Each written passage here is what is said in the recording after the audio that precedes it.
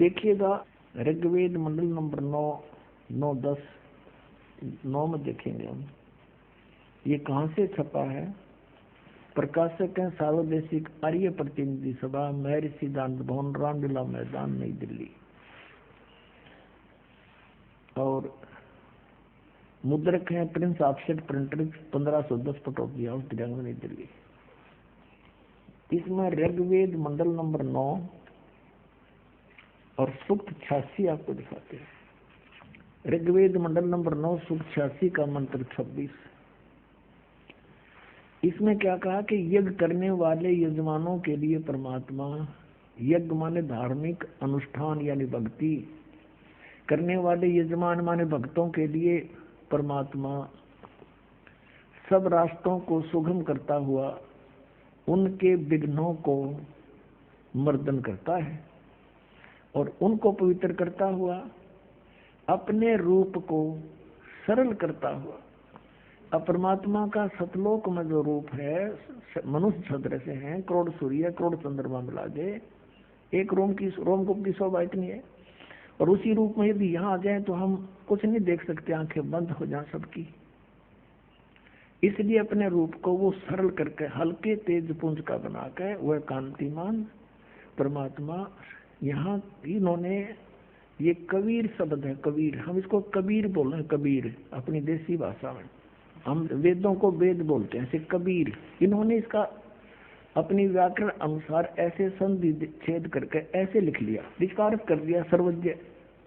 अब अगर इसका अर्थ ये कवि लिख दे तो भी हम मान जाते, लेकिन यहाँ परमात्मा का प्रकरण है तो कवि बीच में आ नहीं सकता, काव्यकार।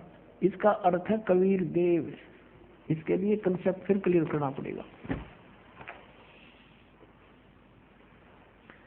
जैसे ये पुस्तक है यजुर्वेद, ये पुस्तक है यजुर्वेद,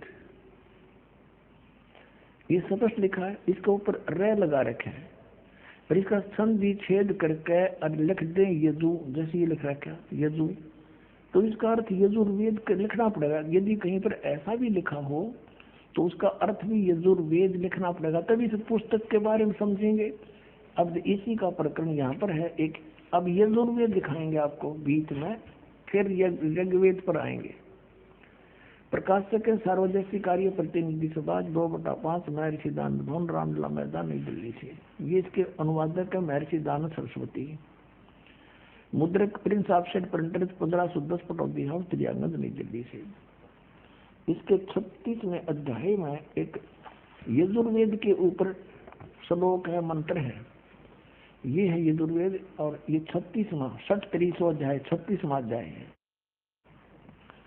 इसके प्रथम मंत्र में यहाँ लिखा है ऋतम वाचम प्रपदे मनो यजु प्रपदे। ये यजुर्वेद के विषय में है। इस मंत्र का यदि अनुवाद करता अर्थ कर दे यजु का और यजुर्वेद ना लिखे तो अनर्थ हो गया वो।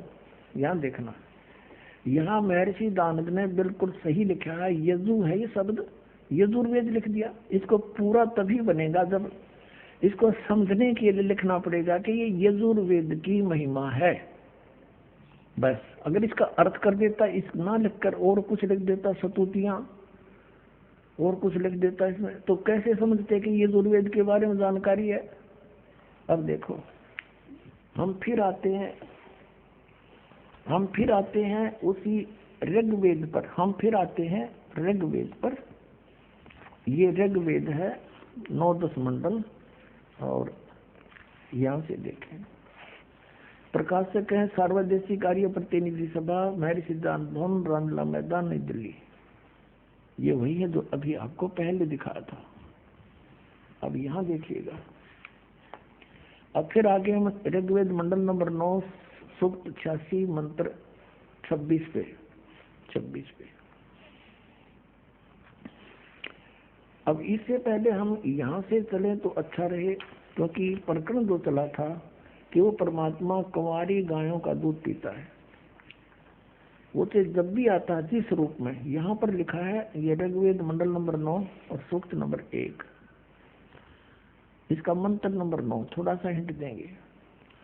यहाँ लिखा कि उस सोम स्वभाव वाले श्रद्धालु पुरुष को, ये पुरुष लिख दिया, 100 माने परमात्मा लिखना था। यहाँ इन्होंने इस ऋग्वेद मंडल नंबर 9 के सभी मंत्रों में, ये ऋग्वेद मंडल नंबर 9 सूक्त 1 का मंत्र 1 है, इसमें भी हे परमात्मा, परमात्मा की महिमा चल रही है।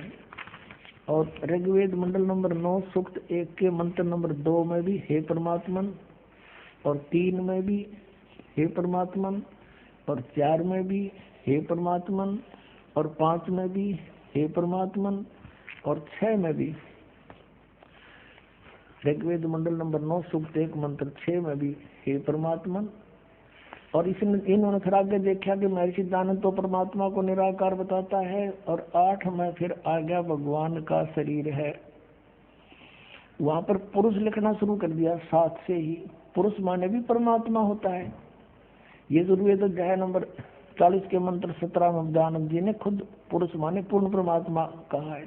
तो यहाँ पुरुष माने हमने परमात्मा ही मानना पड़ेगा। उस परमात्मा को उग्र गतियां प्रेरणा करती हैं, यानी भयंकर स्थितियां जब हो जाती हैं परिस्थितियां पृथ्वी पर, तो परमात्मा आता है। भासमान शरीर को वह पुरुष प्राप्त होता है, जिसमें 3 प्रकार से दूसरों को वारण करने वाला मधु में शरीर मिलता है, वो परमात्मा। अब हम इस 9 में पाए गए, इसी से दो कि परमात्मा सह शरीर है। अब देखना, अब इसमें लिखा है कि वो परमात्मा 3 प्रकार के शरीर धारण करके सारी ब्रह्मांडों को संभालता है 3 स्थिति में।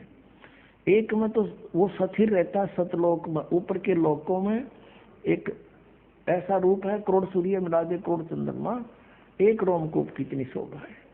वो तो वहाँ फिक्स, वहाँ तो स्थिर रहते हैं, स्थायी। अन्य रूप बना करके वो प्रत्येक युग में एक लीला करते हैं, एक बालक रूप धारण करके, और धीरे धीरे बड़े होते हैं। उसमें भी कुंवारी गायों का दूध पीते हैं। ये दूसरी प्रकार का शरीर हुआ, शिशु रूप धारण करके आए, और फिर धीरे धीरे बड़े हुए। 5 वर्ष की आयु से ही वो फिर बड़े बड़े विद्वानों के छक्के छुड़ा देते हैं। 104 वर्ष के महर्षि रामानंद, जो पूरे बहुत बड़े प्रसिद्ध हो चुके थे, उनको भी नतमस्तक कर दिया परमात्मा ने अपने ज्ञान के सामने, और फिर उनको अपना शिष्य बनाया, फिर आप उनके शिष्य बने। ये लंबी कहानी है, फिर बताएंगे। और तीसरी प्रकार का जो शरीर है, वो परमात्मा एक जिंदा महात्मा का रूप, संत महात्मा का रूप बना करके प्रकट होते हैं, और अच्छी आत्मा को मिलते हैं। जहाँ भी कोई उसकी पुण्यात्मा है, उनको मिलते हैं, ज्ञान से परिचित कराते हैं, अपनी स्थिति से परिचित करा के वापस छोड़ देते हैं। फिर वो संत भी उनके गुणगान किया करते हैं। अब दूसरी प्रकार का शरीर आपको दिखाते हैं कि जब वो शिशु रूप धारण करके आते हैं, गाय का दूध से उनकी परवरिश होती है, कुंवारी गाय के दूध से। ऋग्वेद मंडल नंबर 9 सूक्त 1 मंत्र 8 हमने पढ़ दिया कि 3 दूसरों को वर्ण करने वाला, 3 प्रकार से दूसरों को वर्ण करने वाला मधु में शरीर मिलता है। अब ये दूसरी प्रकार का शरीर है, उस अमर परमात्मा को, पूर्ण परमात्मा को, जो शिशु रूप धारण करके आता है। सब अभी अजन्या, अजन्या माने बिना धनाई, धेनु माने गाय, बिना धनाई यानी अभी अजन्या, पूर्ण रूप से, यानी अभी अजन्या का अर्थ है कुंवारी गौओं, उस गौएं उस तृप्ति करती हैं, तृप्त करती हैं। दूसरे शब्दों में ऐसा समझे कि उस परमेश्वर को जो शिशु रूप धारण करके आता है, कुंवारी गायों से उसकी परवरिश होती है, उसको तृप्त करती है, इति सिद्ध। अब पुण्यात्माओं, ये था दूसरी प्रकार से परमात्मा जो हमारी देखभाल संभाल करने के लिए, धारण पोषण करने के लिए आते हैं। और तीसरी प्रकार का शरीर ये वो उनका ऐसा है कि जब चाहे जहाँ प्रकट हो जाते हैं, एक साधु संत रूप बना के, और अपनी अच्छी आत्माओं से मिलते हैं, उनसे वार्तालाप करते हैं, ज्ञान चर्चा करते हैं।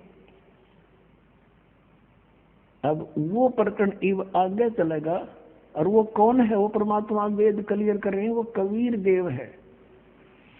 अब आप देखो, ऋग्वेद मंडल नंबर 9 सूक्त 86।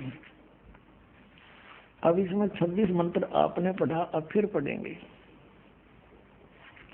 यज्ञ करने वाले यजमानों के लिए परमात्मा, अर्थात भक्ति करने वाले भक्तों के लिए परमात्मा सब रास्तों को सुगम करता हुआ उनके विघ्नों को मर्दन करता है, उनको पवित्र करता हुआ और अपने रूप को सरल करता हुआ हल्का बना करके वह कांति में परमात्मा कबीर देव, यहाँ कबीर देव लिख देना था बस, विद्युत के समान क्रीड़ा करता हुआ वर्णीय पुरुष को, अच्छी आत्मा को, श्रेष्ठ पुरुष को प्राप्त होता है। यहाँ देखना ऋग्वेद मंडल नंबर 9 सूक्त 86 मंत्र 26 पढ़ दिया। अब 27 में क्या बताया है कि जो परमात्मा धूलोक के तीसरे पृष्ठ पर विराजमान है, सतलोक में भी उसके अंतिम छोर पर रहता है। अब ऋग्वेद मंडल नंबर 9 और सूक्त नंबर 82 इसको और अच्छी तरह क्लियर करता है। ऋग्वेद मंडल नंबर 9 और सूक्त 82 और मंत्र नंबर 1 यहाँ पर है। जो सर्व उत्पादक प्रभु यानी सबकी उत्पत्ति करने वाला परमेश्वर, सबका रचनहार, प्रकाश रूप, सद्गुणों की वृष्टि करने वाला, पापों को हरण करने वाला है, वह राजेव राजा के समान। यहाँ 269 पृष्ठ इन्हीं का अनुवाद, आगे देखो 270 पृष्ठ। राजा के समान दर्शनीय है, राजा की तरह देखने जोगा है। ऊपर परमात्मा मनोहर मुकुट धारण किए बैठा है, सवेद छतर सिर मुकुट विराजे, देखत ना उस चेहरे नू। राजा के समान दर्शनीय है, देखने जोगा है, और वह पृथ्वी आदि लोकांतरों के चारों ओर शब्दमान हो रहा है। वह वर्णीय पुरुष को, अच्छी आत्मा को, जो दृढ़ भक्त है उसको पवित्र करता हुआ प्राप्त होता है। जिस प्रकार विद्युत सने वाले स्थानों को आधार बनाकर प्राप्त होता है, जैसे आकाशीय बिजली काशी की धातु पर गिरती है, उसका अट्रैक्शन होता है, ऐसे ही वो परमात्मा उस दृढ़ भक्त को मिलता है जिनका उसके प्रति विशेष लगाव होता है। अब यहाँ देखो किस उद्देश्य से आता है। ऋग्वेद मंडल नंबर 9 सूक्त 82 मंत्र 2 में आप देखेंगे वो किस उद्देश्य से आता है। हे परमात्मा, उपदेश करने की इच्छा से आप महापुरुषों को प्राप्त होते हो, अच्छी आत्माओं को प्राप्त होते हो, और आप अत्यंत गतिशील पदार्थ के समान यानी बहुत तीव्रगामी होकर के हमारे आध्यात्मिक यज्ञों को प्राप्त होते हैं। आप वैसे राजा, आप कबीर देव हैं। हम उसको कबीर देव कहने लगे, फिर कबीर साहब कहने लगे। कबीर वेदों में कबीर, और हम उसको कबीर बोलते हैं। कुरान शरीफ में भी इसको कबीर बोला है। कबीर देव हैं, शुद्ध स्वरूप हैं, हमारे पापों को दूर करके हे अमर परमात्मा आप हमको सुख दें। अपने आत्माओं, उन महापुरुषों में से कौन कौन है अच्छी आत्माएं, जैसे आपको अभी गिनाया। हम सुल्तानी नानक तारे दादू को उपदेश दिया, जात जुलाहा भेद न पाया, वो कौशी माहे कबीर हुआ। उनमें से एक दृढ़ भक्त श्रेष्ठ आत्मा आदरणीय नानक साहिब जी है, जिनको परमात्मा बेई नदी पर मिले थे, सुल्तानपुर शहर में, पश्चिमी पाकिस्तान के अंदर है वो क्षेत्र। पहले ज्वाइंट भारत था ये सारा, अफगानिस्तान, बलोचिस्तान, पश्चिमी पाकिस्तान, पूर्वी पाकिस्तान और ईरान, इराक तक, गढ़ और गजनीव तक ये भारतवर्ष था। नानक साहिब जी के पहले जन्म सतयुग में ये राजा अम्बरीश थे, त्रेता में यही आत्मा राजा जनक हुए, और कलयुग में ये नानक राजा जो वही आत्मा श्री नानक जी हुए। अपने आत्माओं पहले ये राजा थे, इनके नौकर रहा करते थे पिछले पुनों के कारण, और इन पुनों को स्वर्ग में खर्च करके वापस आ जाते हैं सभी प्राणी। फिर ये स्वयं एक सुल्तानपुर के नवाब के यहाँ मोदी खाने में नौकरी कर रहे थे। लेकिन ऐसी आत्माएं भक्ति बिना रुक नहीं सकती। एक ब्रजलाल पांडा इनको पढ़ाया करता था, गीता जी को। हिंदी भी उन्होंने पढ़ाई थी, ये फारसी भी पढ़े थे एक मौलवी से। इनके पिताजी श्री कालूराम मेहता खत्री यानी अरोड़ा जाति से थे, हिंदू परिवार था इनका। और श्री कृष्ण जी श्री राम के खूब तगड़े पुजारी थे, सभी देवी देवताओं की पूजा करते थे। जब ये सुल्तानपुर में नौकरी कर रहे थे, वहां इनकी बहन ब्याही थी। इनके जीजा जी जो थे बहनोई श्री जयराम जी थे, उनके ही सिफारिश से नानक साहब जी को मोदी खाने की नौकरी मिली थी नवाब के यहाँ।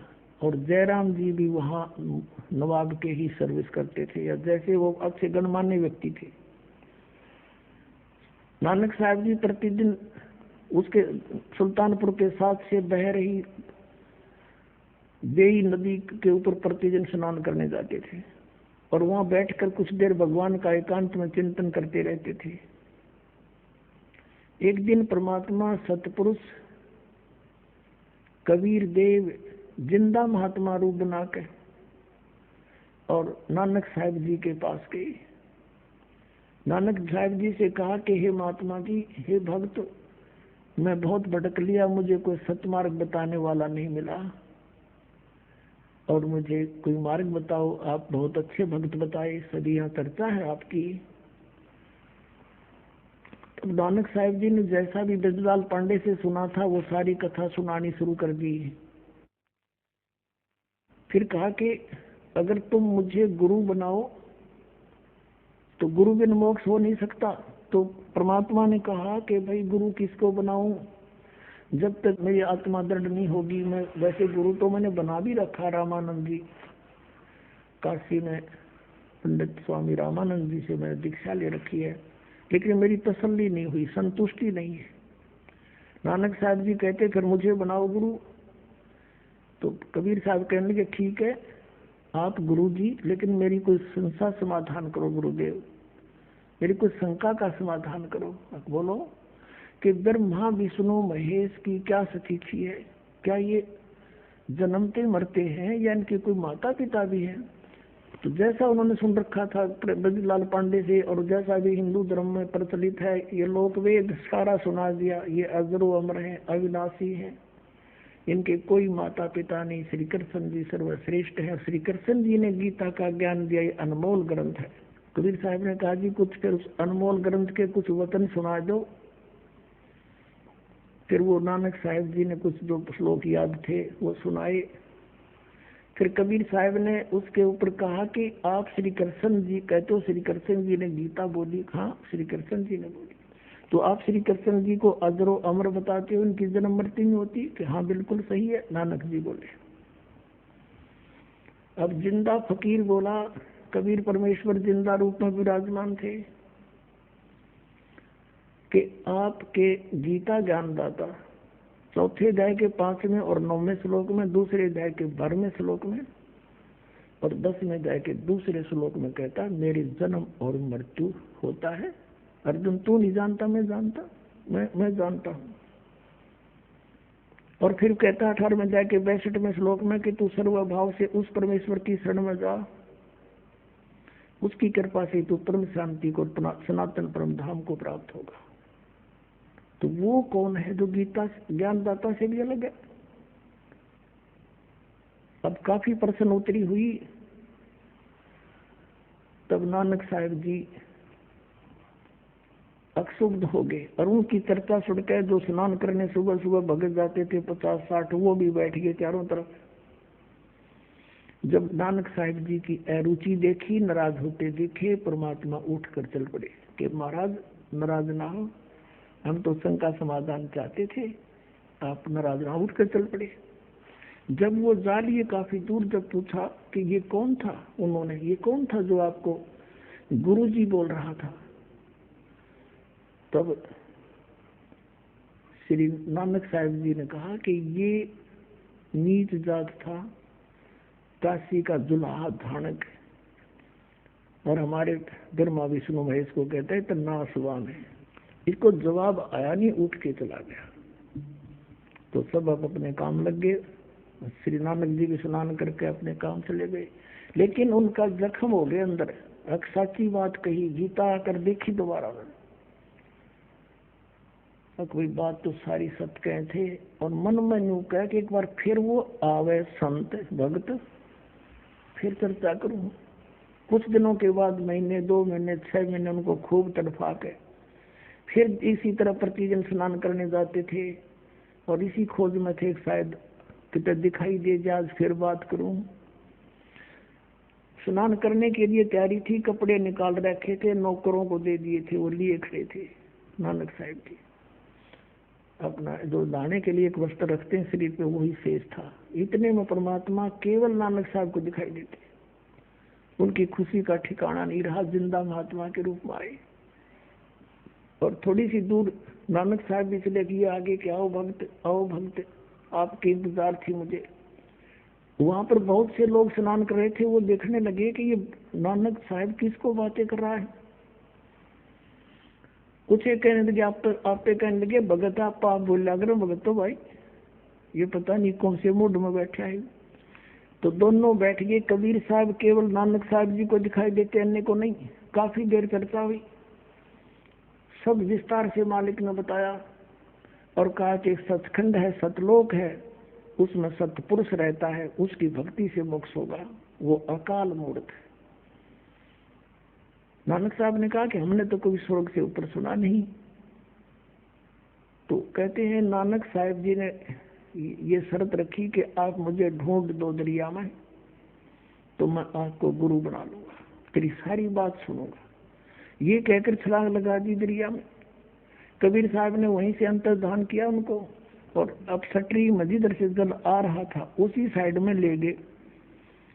काफी देर जब नानक साहब बाहर नहीं आए तो सबको चिंता होगी। सबने जान लिया कि डूब गया। सुल्तानपुर शहर में आग की तरफ बात फैल गई। भागे आए, उसकी बहन मूर्छित होगी, बहन रोने लगी बुरी तरह, मेरा भाई मर गया। बहुत चिंता का विषय बन गया। सुल्तानपुर के नवाब तक बातें गई। उन्होंने नौकर भेज दिए जाल डालने के लिए, गोताखोर भेज दिए। वो ढूंढ रहे डाउन स्ट्रीम में, वो ले गया स्ट्रीम में।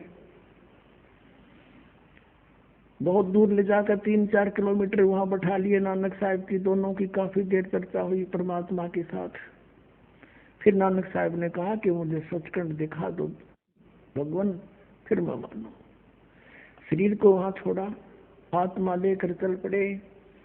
जैसे गरीबदास जी को लेकर गए थे, जैसे धर्मदास जी को लेकर गए थे, जैसे दादू साहब जी को लेकर गए थे, जैसे मुल्कदास साहब जी को लेकर गए थे, जैसे गीसा दास साहब जी को लेकर गए थे, ऐसे इनको भी लेकर गए। वहां जाकर देखा परमात्मा दूसरे रूप में सथिर बैठे हैं।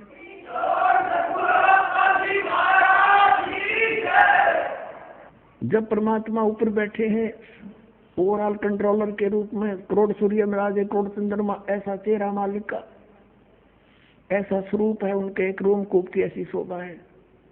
एक बहुत बड़े गुम्बद में विराजमान है, बहुत बड़े गुम्बद में, जैसे मंदिर नुमा गुम्बद होता है, बहुत बड़ा, पूरी पृथ्वी से भी बड़ा। इस पृथ्वी ने सीधा कर दे, ऐसे गोल नहीं। और इतना बड़ा गुम्बद मालिक बीच में बैठे हैं। वो जिंदा महात्मा के रूप में परमात्मा साथ से लेकर गए आदमी नानक साहब जी को। तो वहां क्या देखा कि भाई रब तो ये है जड़ा तकत पे बैठा। और यो यहाँ का जो कबीर है, ये बाबा कबीर जिंदा यहाँ का कोई गण है। क्योंकि कबीर साहब जिंदा महात्मा के रूप में गए थे नीचे से, तो चौर करने लगे अपने दूसरे रूप पर है। तो सोचा ये सेवक होगा बाबा जी जो जिंदा नित्यता है। इतने में तेजो में शरीर खड़ा हुआ। कबीर जो नीचे से गए थे जिंदा महात्मा वाला शरीर विराजमान हुआ, और वो तेजो में शरीर जो रब दिखाई देता वो लगा चौर कर्ण जिंदा वाले रूप पर। नानक साहब सोच ही रहे थे भाई बाबा जी जिंदा महात्मा पे रब चमर करता है, ये कैसी अजीब लीला इनकी। इतने में तेजो में शरीर और परमेश्वर कबीर साहब जिंदा वाले शरीर में समा गया, एक रह गए।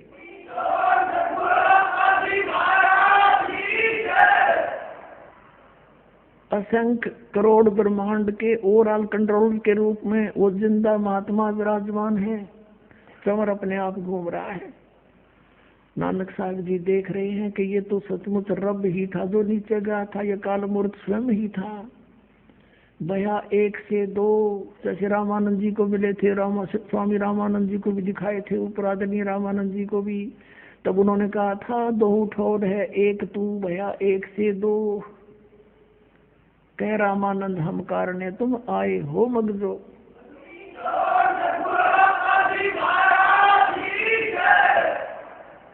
और यही आदरणीय नानक साहब जी के साथ घटना घटी। और तब परमात्मा ने कहा कि आयम कबीर, मैं कबीर हूँ, अल्लाह अकबर हूँ, मैं कबीर देव हूँ।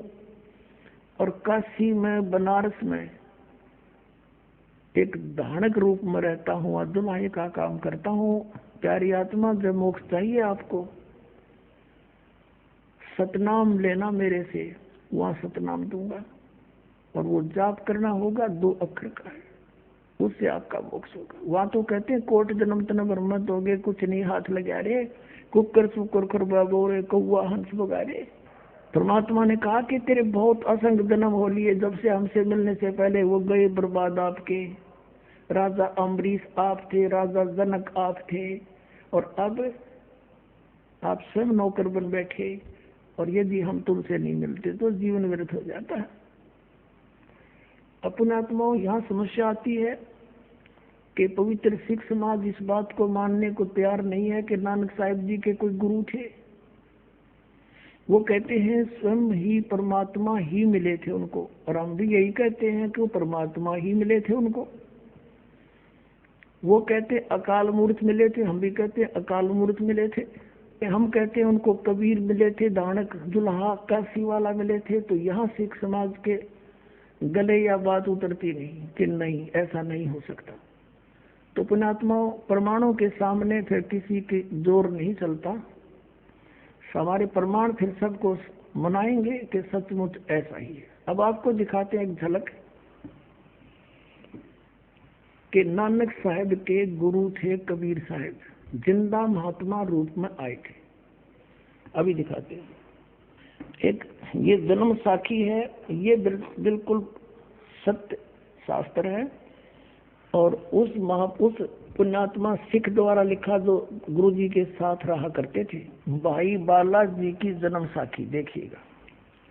जन्म साखी सब तो वड्डी भाई बाले वाली जन्म साखी। Doctor Jawahar Singh, Kripal Singh and company, ये है ई जन्म साखी। आज तक छप चुकिया नालो वड्डी है, सब तो वड्डी ते पुरातन है भाई बाले वाली जन्म साखी। श्री गुरु नानक देव जी दी पंजे साहिब दी साखी ते दसा पातशाह दी जीवन समेत मुकम्मल साखियां हन। प्रकाशक doctor Jawahar Singh, Kripal Singh and company. पुस्तका वाले गली नंबर 8, बाग रामानंद, अमृतसर। ये यहाँ से छपी है 251 पृष्ठ पर। और साखी है ये सिद्धानाल गोष्ठी, ये कोई प्रकरण है सिद्धानाल गोष्ठी। और नीचे है आगे साखी होर चली। श्री गुरु नानक जी अंतर ध्यान होए ता मीना पर्वत पर जाई खड़े होए। ता फिर मर्दा ने कहा जी असी इथे किथे आए हाँ। ता गुरु नानक जी की हा मर्दाना असी हुण मीना पर्वत ते आए हाँ। तो यहाँ कोई चर्चा चली उनकी। अब 252 पर देखना।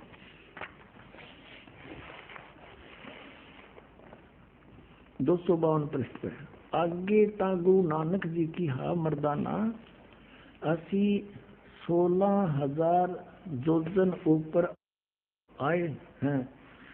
आहे ता मर्दा ने कहा जी यहाँ से सुमेर पर्वत कितना रहिंदा है। अब अपने मतलब की पढ़ेंगे। ता फिर मर्दाना पूछिया जी तुसानू जो गुरु मिलिया सी उसका नाम की है। ता गुरु नानक जी कहा मर्दाना उसका नाम बाबा जिंदा आखदे हन। जहाँ तोड़ी जल और पवन है उसदे हुक्म विच चलदे हन। अते अगन और मिट्टी ए भी उसदे आखे विच हन। जिस ताही बाबा जिंदा मिलेगा, जिस ताही बाबा जिंदा मिलेगा तिस ताही बाबा आखना चाहिए, और ताही बाबा नहीं आखना। अब कहने का भाव है कि यू है सबका बाबा सबका दादा, जो मैं हमने और किसी को बाबा कहना व्यर्थ है।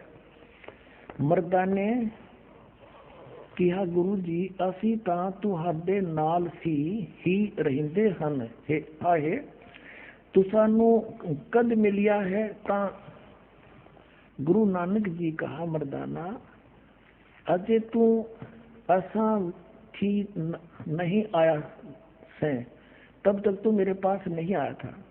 जब असी मिलन गए से ता मर्दा ने कहा जी कद गए से। ता गुरु जी कहा जद सुल्तानपुर विच डुबकी लाई सी, डुबकी लाई सी। तब मर्दाना असी 3 दिन उसे पासे रहे से। मर्दाना भाई बाला जानते हैं मर्दाना ऊ समय गुरु है, ऐसा गुरु है जिसकी सत्ता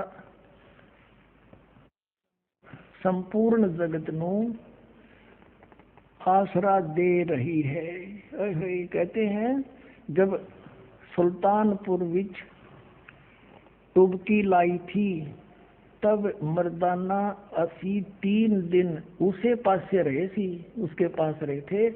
और वो जिंदा महात्मा है, उसको ये समझ क्या है, उसका नाम बाबा जिंदा अखदे हन। बोलो सतगुरुदेव की जय।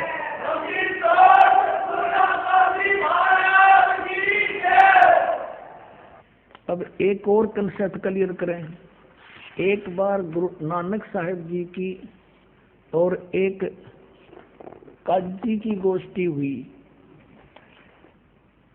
तब काजी ने प्रश्न किया, तब गुरु नानक देव जी उसका उत्तर देते हैं। किस प्रकार देते हैं और दिखाते हैं आपको। पहले एक और गजब की इसमें इसी पुराण संग्रह में कमाल की बात मिली है पुणात्माओं, क्योंकि सच्चाई ऊपर आए बिना रहा नहीं करती है। जैसे धर्मदास जी को परमात्मा ने कहा था धर्मदास मेरी लाख दवाई, वही जिंदा महात्मा के रूप में उनको मिले थे मथुरा में, और कहा था धर्मदास मेरी लाख दवाई, ये सार नाम और सतनाम की तो बाहर ना जाई, ये मूल ज्ञान बाहर ना जाई, और मूल ज्ञान बाहर जो पढ़ी बिचली पेड़ी हंस नहीं थी।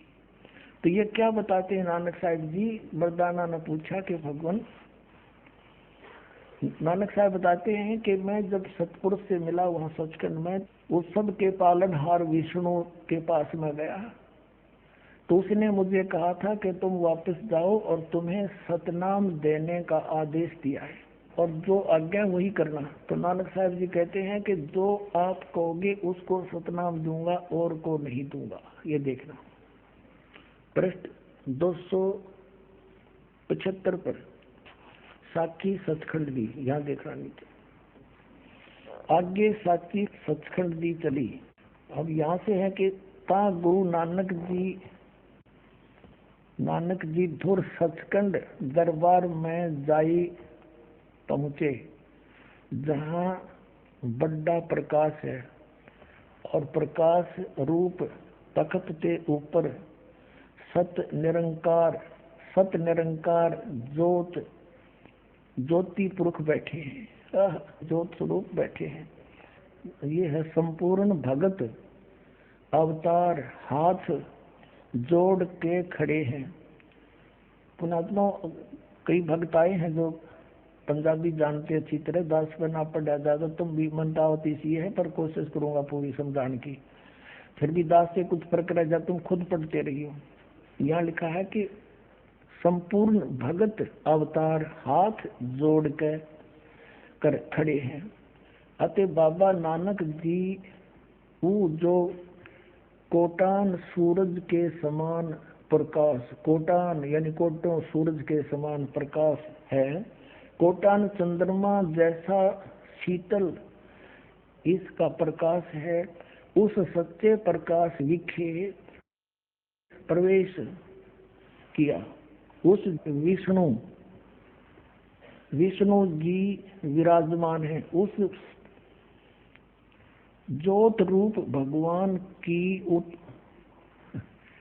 उस तत्व यानी उसकी स्वरूप विष्णु भगवान, विष्णु निरंकार विष्णु भगवान विष्णु जी विराजमान है। अब यहाँ नानक साहिब जी किसको विष्णु कह रहे हैं? जैसे वेदों में कहा है अग्नि तनुरसी विष्णुवेतवा सोमस्य तनुरसी, सबका धारण पोषण करने वाला सतपुरुष विष्णु, उसको विष्णु कहते हैं। ये तो बाद में विष्णु नाम रखे इन्होंने उनकी उपमा से। विराजमान है, साकार है, सर्वशक्तिमान। और भगवंत जी ने कहा आऊ नानक भक्त तू सदा ही मेरे में मिलिया है, तेरे और मेरे में कोई भेद नहीं। पर जिस वास्ते संसार में सतनाम उपदेश के जपाउन के वास्ते गए से सो दृढ़ाया है, ता श्री गुरु नानक जी की हा सर्वंग स्वामी, हे सब के मालिक, जहाँ आप दी आज्ञा,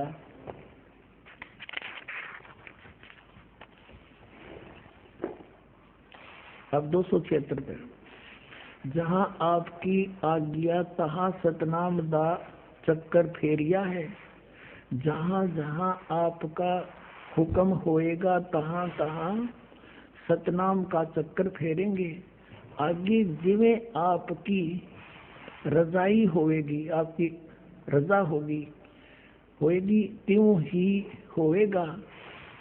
कहते हैं ऐसा कही कर श्री गुरु जी ने शब्द विचारण कीता। स्तुति है, स्तुति अपना आत्मा हो गया क्लियर। एक तो ये कंसेप्ट क्लियर हो गया कि नानक साहब जी को जिंदा महात्मा में वो गुरु जी ने ले थे आके गुरु रूप में, और सचखंड लेकर गए। वहां परमात्मा का दूसरे रूप में विराजमान थे। ये तो जैसा भी, क्योंकि कुछ थोड़ा सा परमात्मा ने कहा था कि निर्मल ज्ञान तुम जग में भाखो और मूल ज्ञान तुम गुप्त ही रखो। अब यहाँ पर नानक साहिब जी ने परमात्मा का आदेश क्लियर बता दिया।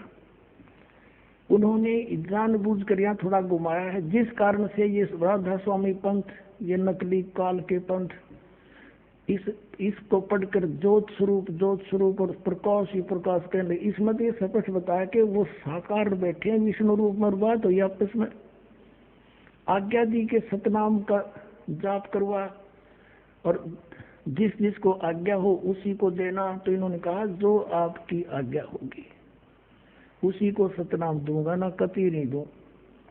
हो गया स्पष्ट। एक तो ये हो गया कि जिंदा महात्मा में परमात्मा आकर मिले, बेई नदी पर स्वीकार्य हुआ। सचखंड गए, वहां रूप देखा साकार, वहां बात हुई, उसका आदेश दिया कि सतनाम नहीं देना, सतनाम जैसा आप कहोगे उसको दूंगा, आपकी आज्ञा बिना हुक्म बिना कुछ भी नहीं करूंगा। अब फिर एक काजी से बात हुई इनकी, एक मुल्ला से बात हुई, वार्ता वो दिखाते हैं।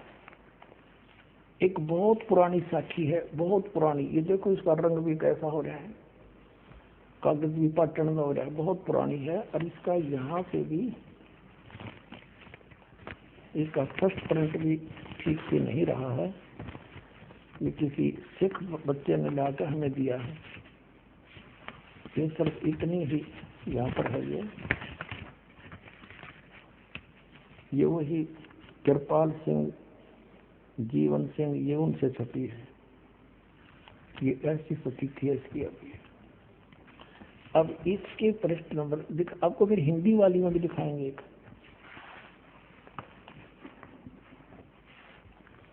122 पृष्ठ पे ये है स्वामी सुआल काजी रुकन दीन सुराई। रुकन दीन कोई काजी है।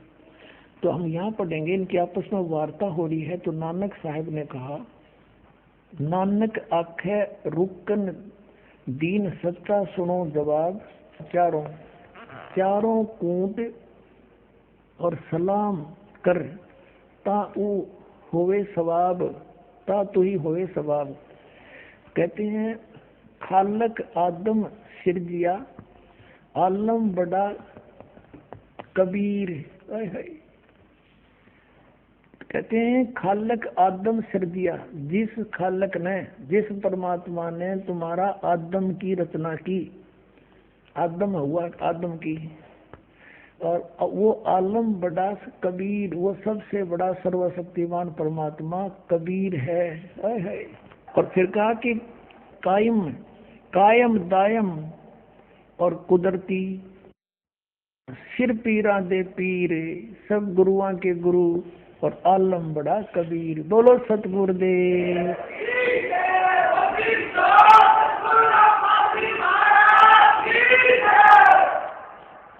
अपनात्मा दास बहुत पहले से आपको कहता रहा था, लेकिन ये प्रमाण ना मिलने से दास को तो विश्वास था, लेकिन आम जनसाधारण नहीं मान सके था। अब दास ने पहले से बताया, क्योंकि जो सूक्ष्म वेद में आदरणीय गरीबदास साहिब जी ने लिखा वो फाइनल है, गॉड गिवन है। कबीर गॉड गिवन ज्ञान है आदरणीय गरीबदास साहिब जी का, परम पूज्य गॉड कबीर द्वारा दिया हुआ, कबीर परमेश्वर द्वारा, वो झूठा नहीं हो सकता। दास ने आपको बताया कि ये सबसे पहले राजा अम्बरीश थे, सतयुग में राजा अम्बरीश थे नानक जी, और फिर ये त्रेता में राजा जनक हुए, और इसकी साखी में, जन्म साखी में ये भी प्रमाण आपको दिखाते हैं, देखिएगा। और फिर नानक जी बने सुल्तानपुर में। ये जो सबसे बड़ी साखी है, ये जो अभी आपको दिखाई थी, इसकी प्रश्न नंबर 423 पर, यह है प्रश्न 423 है। ये कट रहा है, ये 422 है। यहाँ देखिए, किसी सिख बच्चे ने दिया, उसने इस परमात्मा के ज्ञान से परिचित होकर के स्वयं निशान लगा रखे हैं। यहाँ लिखा है सतगुरु गुरु मेहरबान त्रेते, त्रेते माने त्रेता युग, त्रेते जनक बदे है। त्रेता में जनक बदे ही,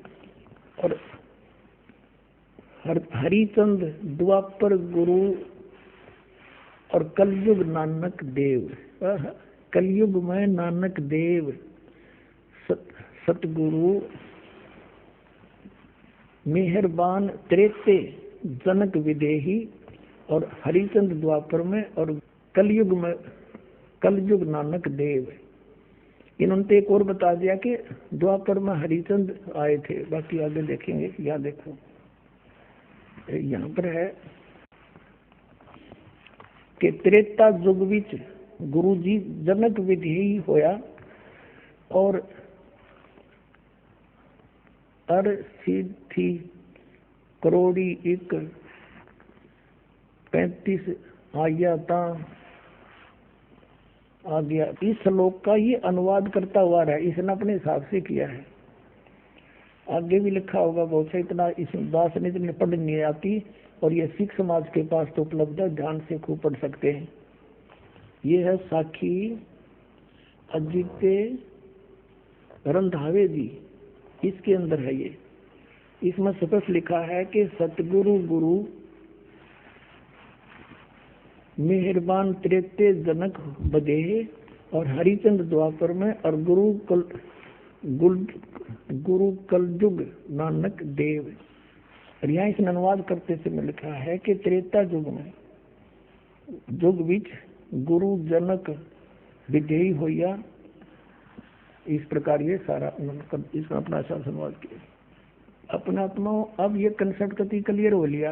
अब आप जी ने जो देखी वो पंजाबी यानी गुरुमुखी लिपि वाली साखी देखी, हिंदी वाली और दिखाते हैं। इसमें इन्होंने कुछ फेरबदल कर दिया है और जहाँ ये विचलित नहीं हुए वो एज इट इज लिख दी है। हिंदी करते समय इन्होंने कुछ मसाला काट दिया, अब देखना, और कुछ बहुत कुछ छुपा है इसमें, ये देखिए अभी शेष बचा है। ये है हिंदी वाली भाई बाले वाली, श्री गुरु नानक देव जी की जन्म साखी, भाई चतर सिंह जीवन सिंह अमृतसर से छपी है।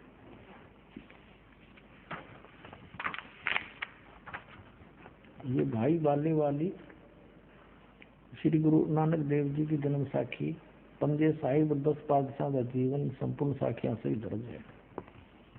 प्रकाशक हैं भाई चतर सिंह जीवन सिंह अमृतसर, ये यहाँ से छपी है।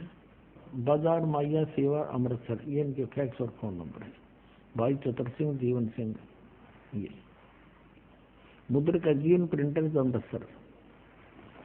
इसमें हिंदी में और पढ़ी आराम से आनंद आओगा आपको। ये है पृष्ठ तो 97 पे 197 पे सवाल काजी रुकनदीन सूरा के, नानक साहब जी से कोई सवाल किया, जवाब श्री गुरु नानक देव जी का। हम यहाँ से पढ़ेंगे अपने काम का। नानक आखे रुकनदीन सच्चा सुनो जवाब, चारों कोट सलाम करता ही ता तू ही होए सबाब। अब 198 पे साखी मक्के मदीने की, वो नीचे है 198 पे, पृष्ठ 198 पे। अब खालक आदम सिरजिया, यानी जिस भगवान ने आदम की उत्पत्ति की, आलम बड़ा कबीर, वो सबसे बड़ा परमात्मा कबीर है। अब यहाँ मुसलमान भाई कबीर का अर्थ बड़ा करते हैं, तो नानक साहब ने यह समस्या हल कर दी है कि वड्डा कबीर, इसका अर्थ भी करना भूल जाओगे कि कबीर का अर्थ बड़ा होगा, कर दिया होगा यहाँ पर। खालक आदम सिरजिया आलम बड़ा कबीर, और कायम दायम कुदरती सिर पीरा दे पीर। अब क्लियर कर दिया कि वो पीरा के पीर जगत गुरु है, वो सतगुरु पुरुष कबीर है, चारों युग परवाने, झूठे गुरुआ मर गए वो हो गए भूत मसाने।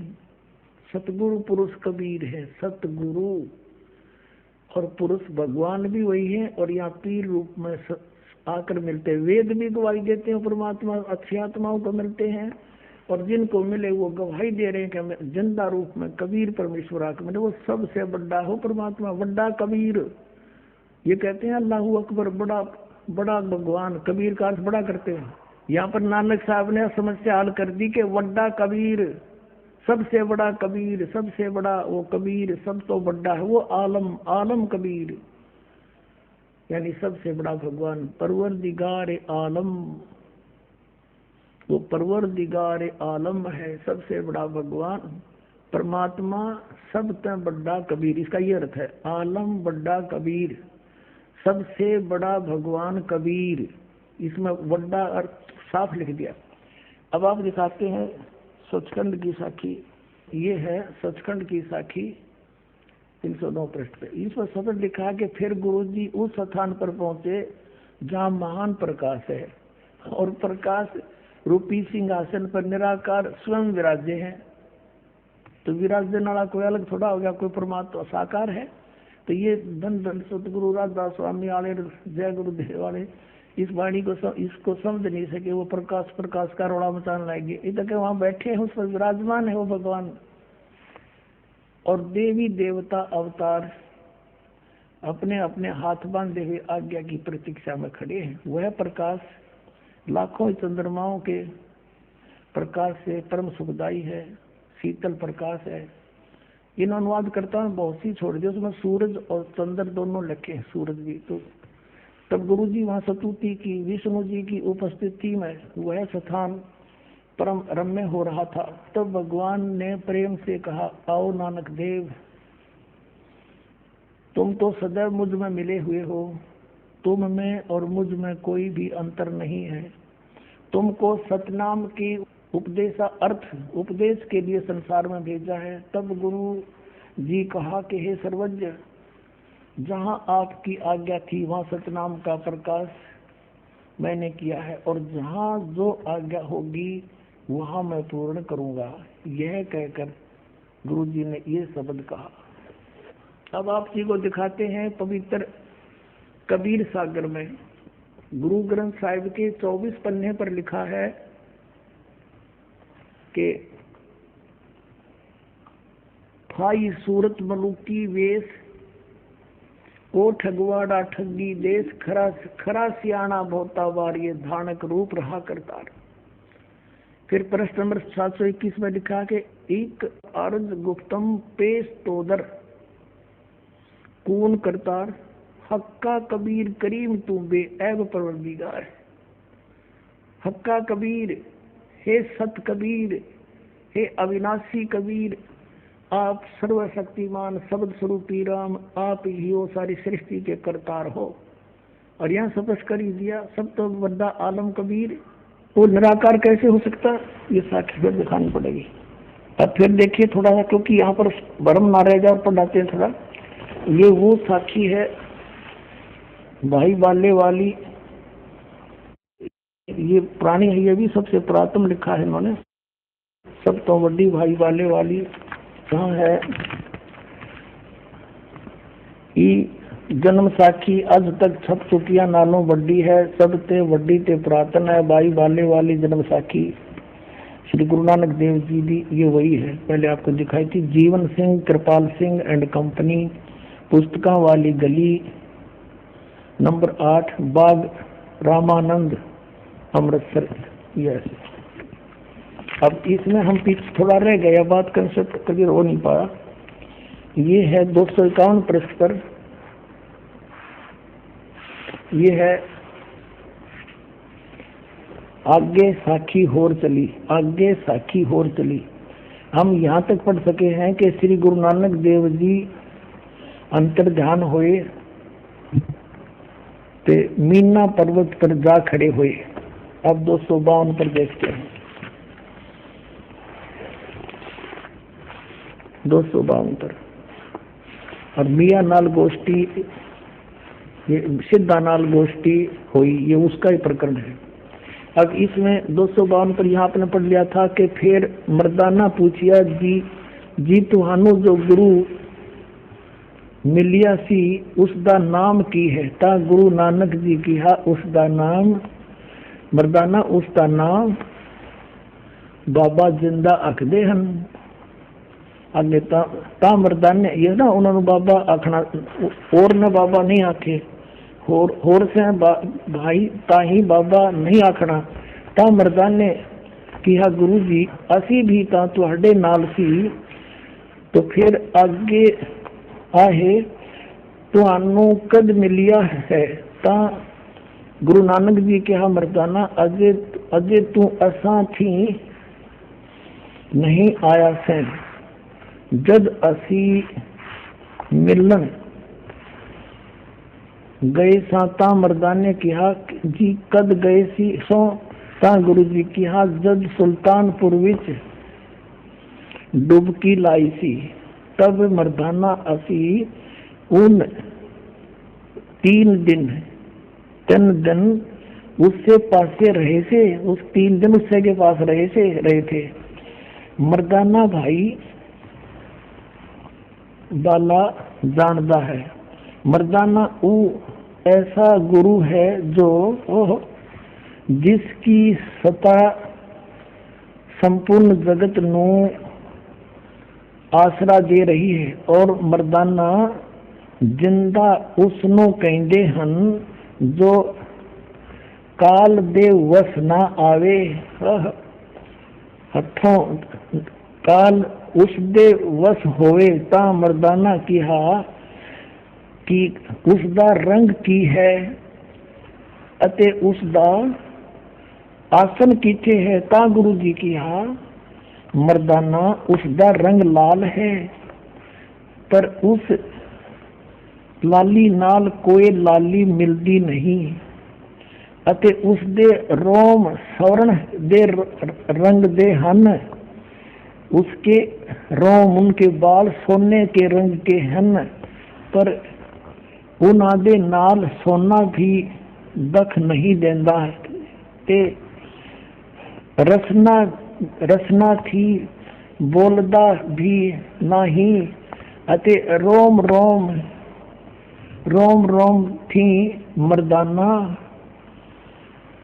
होए शब्द हो रहा है, एहो शब्द हो रहा है गहर गंभीर ता मर्दाने किहा धन हो गुरुजी तुसा बिना ए निशा असाडी कौन करे ता मर्दाने आखिया गुरुजी हुन सुमेर पर्वत चलो। अब इसमें स्पष्ट हो गया कि उसके एक रोमकूप सोने कैसे हैं, उसका रंग लाल है, तो निराकार कैसे हो गया। अब देखिएगा गुरु ग्रंथ साहिब से कुछ साखी हम आपको सुनाएंगे पढ़कर, ये अलग से छपी है। अब देखिएगा वड्डा ये है 567 पृष्ठ पन्ना पर गुरु ग्रंथ साहिब में। वड्डा साहिब है आप अलख अपारा, तेरे बंके लोयन दंत रिसाला, सोने नक जिन लंबड़े वाला, और कंचन काया सोने के साथ शरीर आपका, कंचन काया और सोने की ढाला, सोने की तरह आपका सुंदर शरीर जो है सोने जैसा है, तो निराकार की तरह गया फिर वो। और सोवन ढाला कृष्ण माला, जप हूँ तुसी सले हिलो, बंके लोयन दंत रिसाला। फिर क्या बताता है, क्या लिखा कि जम द्वार में हुई खड़िया, सिख सुनो में ही लिहो वाणी। फिर लिखा कि हंसा बग्गा लह मन जी की जाला, और बंके लोहन दंत रिसाला।